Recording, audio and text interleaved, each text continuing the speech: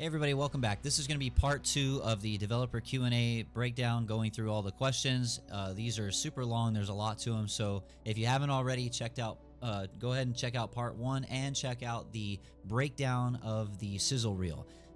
Remember, like, subscribe, comment, hit the bell notifications, do all the things for more content on DEADROP, and then follow the Variant Intel Twitter account, and that way you get all your updates on what's going on in real time. So the latest question was, how many completed sectors are you planning to launch with early access? And the answer was, we are planning on Atrium District. We went from every map is a sector to every map is a district in a sector. This is important, and we're going to break this down. So what does that mean? So before, we thought the early iterations that were talked about as this was developing with each snapshot was that each map was a sector. And they had talked about wanting to launch the game in its full launch with 7 sectors. That has changed. So what he's talking about here is they didn't want to constrain or put limits on themselves about, oh, a map has to be a sector. That seemed to be too constrained for what they're thinking. So they said, rather than a map as a sector, they're saying every map is a district in a sector. So a sector can be made up of multiple districts. I really like this because this means that the game potentially is going to end up being way bigger down the road, you know, as we get closer to like a full launch here in like a year or so. So like, you know, Sector 3 could have, you know, if it's saying that every map is a district in a sector, so that means Sector 3 is going to have multiple districts. So I don't know if that means that the Sector 3 we know and love today is just going to be a small district of its own, or if that is the entirety and they're going to split it up into districts. We're not really sure, but I really like what I'm hearing on this because it is, again, an opportunity to give the developers room to make a sector kind of as big as they want. If a sector is comprised of multiple districts, well, now they can dictate how many districts are in a sector, and then they can say, if they are going to have 7 sectors, you know, now you're talking about multiple maps within a sector. I really like the idea of that. Multiple districts within a sector is what I mean. So the terminology, it kind of can get confusing, but yeah, so think sector is now the larger piece, whereas districts are the smaller sections within a sector. So that's super cool. Let's go ahead and move right along here. It says, and to the question of how many are they trying to add in the early access, Quinn was talking about how he didn't give a concrete answer, but he was saying we're going to launch the Atrium District. So it sounds like there will be 2 or 3 sections, but that is yet to be determined. So as soon as we get more info on that, I'll let you guys know. So the next question says, how has art affected different sectors? And it says each sector has a different palette, each being different. Like Sector 3 is very industrial, but very cold. And with Sector 2, we have different districts that are very similar, but different enough to be in the same sector.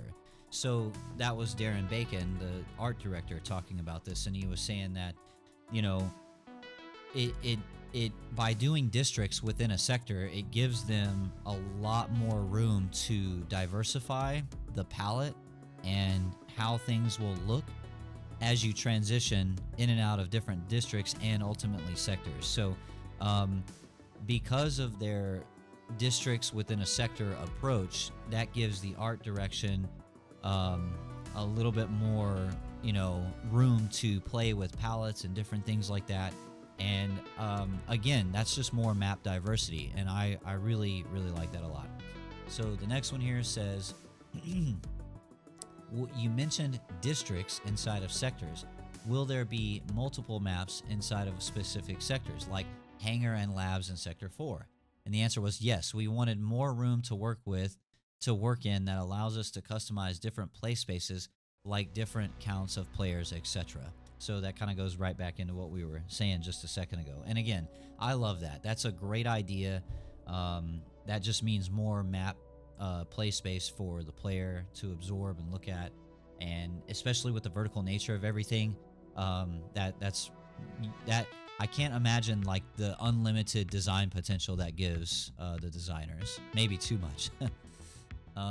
It says here, the next question is, will early access have console? And they're saying that's the plan. It is slowed down, but it is the plan to release early access on console. So they talked about the console process a little bit more. I know Rob mentioned yesterday in the Discord, somebody asked him about reiterating on what they're doing with outsourcing and stuff, and I'll just read it here off of my phone here. This is from Robert Bowling. He says, I'll try to clarify this one for you guys. We used Tanglewood Studios for console porting. I believe this is the contracting I was referring to in a previous statement.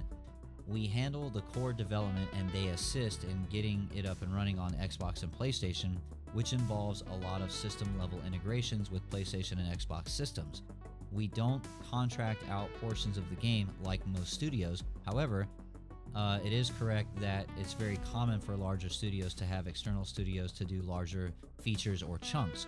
We haven't had to do that for this game. So that's directly from studio head Robert Bowling. And just to kind of give the audience here a little up and up on where they're at with console stuff. So that's like the back end, what they're doing with Tanglewood and all that stuff. But they are trying to launch early access with consoles. And to all my console founders out there, the NFT holders that have yet to play DEADROP because they're console players, like I'm thinking about you. I know it sucks. Y'all have been holding on to those NFTs the whole time and really haven't gotten to play. Let's hope that what they're saying will happen with early access here in a few months and we can get everybody to start playing. My big ask is crossplay, but I'm not going to hold my breath on that at launch.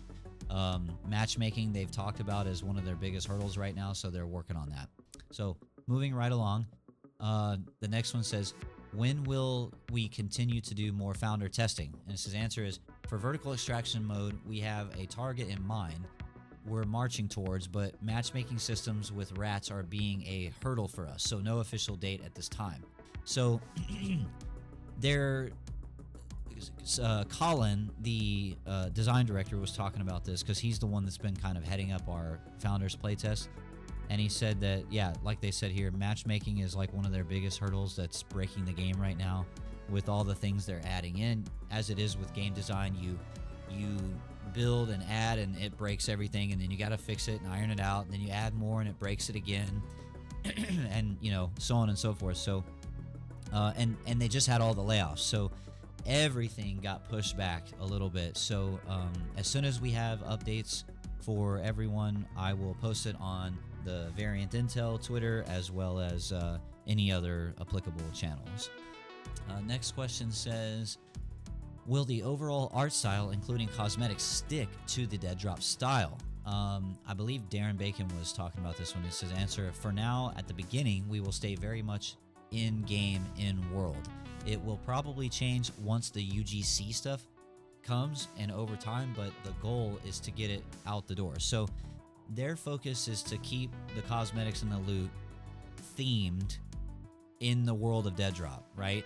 So, but because they are working on DCM, DEADROP creator mode stuff, there will be opportunities in the future to lean creatively outside of that palette style or those kinds of things. So, but yeah, at first, as far as from the developers directly, yes, they're keeping that DEADROP theme and style. So I'm actually really happy to see that, because really everybody kind of wins. Like, we get the DEADROP stuff, and then DCM stuff comes later, and then you can just kind of go wild and do whatever, presumably.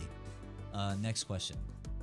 Will there be any more in-person events? And the answer was eventually, but nothing is planned at the moment. So Quinn was talking about this, like they really like all the live events, and but that's a huge marketing expense that costs hundreds of thousands of dollars, maybe more. I'm not an expert on it, but being witness and showing up to a couple of their live events in person, I can't imagine the cost on that. I wouldn't be surprised if it's like millions. I don't know, but they're very expensive. And right now, especially with the fact that they just lost half their staff, the live events, while they are interested, it's just not in the cards anytime soon. I wouldn't expect any live events for at least another year while they're building out this game. So that's just kind of like my take on what Quinn was saying. So, and then the last question here is, what kind of interactive environment can we expect? And the answer was, right now we have breakable doors and windows. We're working on destructible physics objects around the world. Darren Bacon, the art lead, did elaborate on this too, and he said that they had have this working breakable glass, but it hasn't made it into the game, and it may not be ready for early access. When you start messing with the physics engine and different things like that, and adding art, again, every time you add something, it breaks the game, and they have to, internally fix it, and it's just part of the development process. So Darren was talking about how, yeah, they absolutely are looking at physics and interactables and destructible things, but they're not sure how much of that is going to land, in the early access. Now, for the final game, I guess we could expect all kinds of stuff. So again, on this stuff, we'll update you as it happens. So that was the end of all the Q&A stuff. There were some more questions that were in there, but this list that I compiled on the Variant Intel Twitter was the meat and potatoes of the core of everything that was being talked about. And again, I'm sorry if a lot of these weren't elaborated on a whole lot. Again, there's character limits on Twitter, and obviously doing a thread like this, there's so much information. It was a really good Q&A. It was really nice to see the developers come out there. So Quinn Del Hoyo, the game director, was the lead, and then we had Brighton and Ryan, Colin, and Darren, and all these devs that work on various parts of the game that were part of the Q&A, that were taking all these questions. And then shout out to Moonlight, the community manager, for helping facilitate a lot of that. I thought she did a really good job.